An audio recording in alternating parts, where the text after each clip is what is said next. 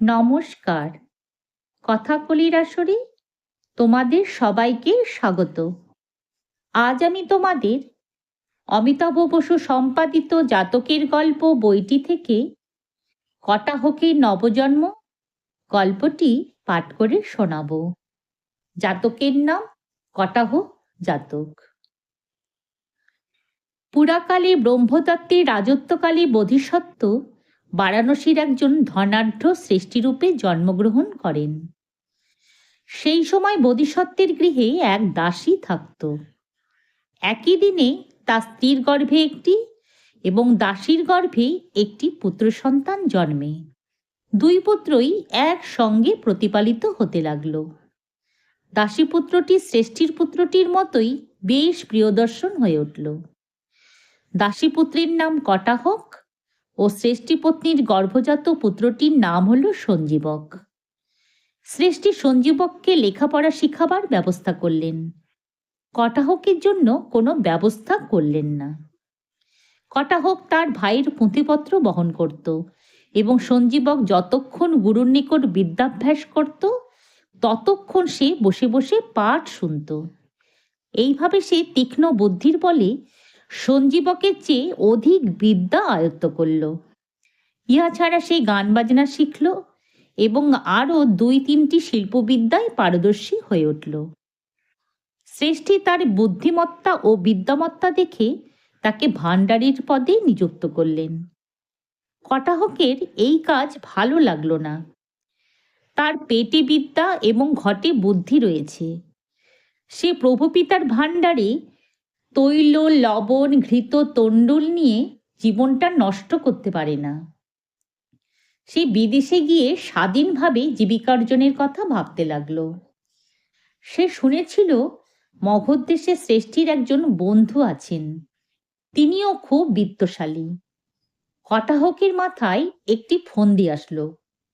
সে পরের হস্তাক্ষর জাল করতে পারত। মগধের শ্রেষ্ঠীর নামে সে একখানা চিঠি জাল করল। সুহৃদয়েষু, বহুদিন তোমার কোনো খোঁজ খবর নেই। আশা করি তুমি কুশলে আছো। আমার পুত্র সঞ্জীবককে তোমার কাছে পাঠাচ্ছি। সে অনেক প্রকারের বিদ্যা আয়ত্ত করেছে। তার ইচ্ছা দূরদেশে গিয়ে বাণিজ্যাদি করে। তুমি একে আপন পুত্র জ্ঞান করে নিজের কাছে রেখে বাণিজ্য বিদ্যা শিক্ষা দেবে। আর যদি তোমার বিবাহযোগ্যা কন্যা থাকে তবে তার সঙ্গে তার বিবাহ দিতে পারো। কিছুকাল পরে আমি নিজে গিয়ে বধূমাতা সহ পুত্রকে নিয়ে আসব। আশা করি তোমার সর্বাঙ্গীন মঙ্গল। ইতি শ্রী রত্নদত্ত শ্রেষ্ঠী, বারাণসী। এই পত্র নিয়ে কটাহক মগধের শ্রেষ্ঠী মণিভদ্রের নিকট উপস্থিত হল। মণিভদ্র কটাহককে পেয়ে যেন আকাশের চাঁদ হাতে পেলেন। অল্প দিনের মধ্যেই তিনি কন্যা কনকপ্রভার সঙ্গে কটাহকের বিয়ে দিলেন। কটাহক গৃহজামাতার পরম লোভনীয় পদে মগধের শ্রেষ্ঠী গিয়ে স্থান পেল। শ্রেষ্ঠীর জামাতা হয়ে কটাহকের মাথা বিগড়িয়ে গেল। শ্রেষ্ঠীর গৃহে সেবা যত্নে ত্রুটি ছিল না, কিন্তু কটাহক সবকিছুতেই দোষ ধরতে লাগল। কটাহকের বেশভূষা পছন্দ হয় না। সকল ঘৃতেই সে দুর্গন্ধ পায়। সকল মিষ্টান্নেই স্বাদের অভাব দেখে। পিষ্টক খেতে দিলে বলে ইষ্টক খাচ্ছি, পায়েস খেতে দিলে বলে এ কি পায়েস। এমন খাদ্য তো বারাণসীতে বায়সের খাদ্য। বারাণসীর পাচক যেমন রাঁধতে পারে, মগধের পাচক তেমন পারে না।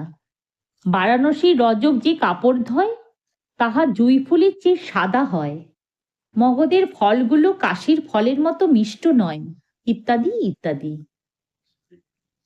কটাহক স্ত্রীকে বলে, আমার বাড়িতে যখন তোমাকে নিয়ে যাব দেখবে আমার বাপের কত ধন দৌলত, কত দাসদাসী, কত হাতি ঘোড়া। কটাহকের স্ত্রী চুপ করে সবই সহ্য করে। শ্রেষ্ঠী রত্নদত্ত কটাহককে দেখতে না পেয়ে তার খোঁজ করতে লাগলেন। দেশে দেশে চর পাঠালেন। একটি চর মগধ দেশে এসে কটাহকের অবস্থা পরিবর্তনের কথা রত্নদত্তকে জানালো। রত্নদত্তের ক্রোধের সীমা থাকল না। কটাহকে দণ্ড দিবার জন্য রত্নদত্ত নিজেই মগধ যাত্রা করলেন। বার্তাবহ আগেই মণিভদ্রকে জানালো রত্নদত্ত দেখা করতে আসছেন। ইহা শুনে তিনি খুব খুশি হলেন এবং বন্ধুকে অভ্যর্থনা করবার জন্য নানা প্রকার আয়োজন করতে লাগলেন। এই সংবাদে কটাহকের প্রাণ শুকিয়ে গেল। সে যে কি করবে স্থির করতে পারল না। সে শ্বশুরকে বলল, আমি আমার পিতাকে এগিয়ে নিয়ে আসি, আমার সঙ্গে কিছু উপঢৌকন দিন। শ্বশুর তাহার হাতে যথেষ্ট উপঢৌকন দান করলেন। কটাহকও বহু ধনরত্ন সংগ্রহ করে রেখেছিল, সমস্ত সঙ্গে নিল। সোননদ পার হয়ে কটাহক রত্নদত্তের সঙ্গে সাক্ষাৎ করে সমস্ত ধনরত্ন তার চরণে অর্পণ করল এবং চরণ ধরে ক্ষমা প্রার্থনা করল। কটাহক জাল চিঠির কথা কিছুই বলল না, কেবল বলল, আমি আপনার পুত্র পরিচয় দিয়ে অর্থাৎ সঞ্জীবক নাম ধারণ করে শ্রেষ্ঠীর কন্যাকে বিয়ে করেছি। আমার একটি পুত্র সন্তানও হয়েছে। আমি দাসীপুত্র হলেও আপনার তো প্রতিপাল্য, আমাকে রক্ষা করুন। রত্নদত্ত দেখলেন এখন সব প্রকাশ পেলে কটাহকের বিপদ, তার স্ত্রীপুত্রের বিপদ, শ্রেষ্ঠী বন্ধুরও বিপদ। তিনি অনেক ভেবে চিনতে বললেন, তুমি আমাকে কি করতে বলো? কটাহক বলল, আপনি আমাকে সঞ্জীবক বলে ডাকবেন এবং আমি যে দাসীপুত্র সেটা ওদের কাছে গোপন করবেন। আপনি তা যদি না করেন তাহলে বিষপানে আমি আত্মহত্যা করব। রত্নদত্ত বললেন, আচ্ছা যাও, তাই হবে। ঠিক সময়ে রত্নদত্ত মণিভদ্রের গৃহে উপস্থিত হলেন। মণিভদ্র বন্ধুকে বেয়াই বলে সম্বোধন করলেন। রত্নদত্ত মাসাধিক কাল মগধে ছিলেন।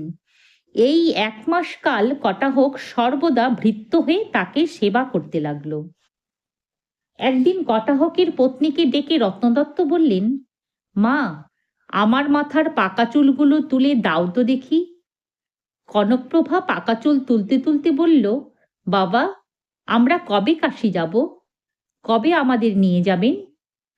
রত্নদত্ত, কেন, তোমরা এখানে থাকো, আমি মাঝে মাঝে এসে দেখে যাব। তুমি বাপের একমাত্র কন্যা, তোমাকে মা বাপের কাজ ছাড়া করতে ইচ্ছে নেই। এখানে তোমরা থাকো। সঞ্জীবক তোমাদের সঙ্গে ভালো ব্যবহার করে তো? কনকপ্রভা, হ্যাঁ বাবা, উনি বেশ ভালো ব্যবহার করেন।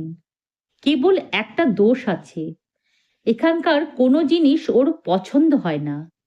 সকল খাদ্যেই উনি দোষ ধরেন, বলেন কাশীতে ওর বাড়িতে সকল খাদ্যই এর চেয়ে ভালো করে তৈরি হয়। এখানকার সব জিনিসে তিনি খুঁতখুত করেন। বাড়িতে তৈরি উৎকৃষ্ট গব্যঘৃততেও তিনি বিশ্রী গন্ধ পান। রত্নদত্ত, বটে, সঞ্জীবক একেবারে যুবরাজ হয়ে পড়েছে। আচ্ছা, আমি একটা মন্ত্র শিখিয়ে দিই। এবার যেদিন কোনো জিনিসের দোষ ধরবে অমনি বলবে, কটাহকের জন্য খাবার কোন কটাহে রান্না করি, কাশীধামে সেই কটাহের দাওগো বরাত তড়িঘড়ি। মন্ত্রটি সংস্কৃতে রচিত। কনকপ্রভা অর্থ বুঝল না, বহু চেষ্টায় মন্ত্রটি আয়ত্ত করে ফেলল। রত্নদত্ত চলে গেলেন। কটাহক দেখল আর ভয় কিসের। কটাহকের মেজাজ আরও বিগড়ে গেল। সে দাসদাসীদের ওপর অত্যাচার আরম্ভ করল, অত্যন্ত বেশি বিলাসী হয়ে পড়ল। তাহার হুঙ্কারে ও দাপটে শ্রেষ্ঠী পরিবারের থরহরি কম্প আরম্ভ হয়ে গেল। কটাহক শ্বশুরকে আর গ্রাহ্য করে চলে না, স্ত্রীকেও অবজ্ঞা করতে লাগলো। খাবার জিনিসে তার দোষ ধরার অভ্যাস বেড়ে গেল। কত পাচক যে আসলো আর কত পাচক যে গেল তার ইয়ত্তা নেই। কোনো পাচকই রন্ধনের দ্বারা কটাহককে তুষ্ট করতে পারল না। দাসদাসী পরিজন সকলে কটাহকের ভয়ে সন্ত্রস্ত। দোষ ধরা ছাড়া কটাহকের যেন অন্য কোনো কাজ নেই। একদিন কটাহক খেতে বসেছে, স্ত্রী কনকপ্রভা বসে ব্যঞ্জন করছে। কটাহক প্রত্যেক খাদ্যের দোষ ধরছে। ক্রমে কনকপ্রভার ধৈর্যচ্যুতি হচ্ছে। একখণ্ড মাংস মুখে দিয়ে কটাহক চিৎকার করে উঠল, এ অখাদ্য ভদ্রলোকে খায়? মগধের বাসিন্দারা এরূপ অখাদ্য খেতে পারে। কাশীর শ্রেষ্ঠীরা কখনো এ অখাদ্য খাবার স্পর্শ করে না। ধৈর্য হারিয়ে রত্নদত্তের উপদেশ মতো তখন শ্রেষ্ঠীকন্যা সেই শ্লোকটি বলতে লাগলো। কটাহকের জন্য খাবার কোন কটাহে রান্না করি? কাশীধামে সেই কটাহের দাউগো বরাত তড়িঘড়ি। ব্যাস, যেমন মন্ত্রপাঠ অমনি সব জল। উদ্যত ফনা ফণির কাছে মন্ত্র পড়লে যা হয় ঠিক তাই হলো। কটাহক সংস্কৃত জানত, মন্ত্রের অর্থটি বুঝল, এবং ইহাও বুঝতে বাকি রইল না যে শ্রেষ্ঠী নিজে মন্ত্রটি শিখিয়ে গেছেন। কটাহক স্ত্রীর মুখের দিকে অবাক হয়ে কিছুক্ষণ চেয়ে রইল। বাধ্য ছেলের মতো কটাহক মাংসের বাটিটা শেষ করে উঠে চলে গেল। কটাহক একেবারে নূতন মানুষ হয়ে গেল। রাগ নেই, দেশ নেই, হাঁক ডাক নেই, কোনো জাঁকজমক নেই, একেবারে সুবোধ সুশীল গোপালটি। মগধের খাদ্যই সেদিন হতে তার কাছে অমৃতের মতো হতে লাগলো। কনকপ্রভাকে আর দ্বিতীয়বার মন্ত্র পাঠ করতে হয়নি।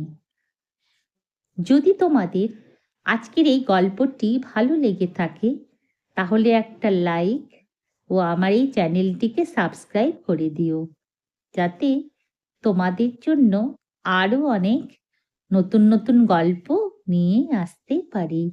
ধন্যবাদ।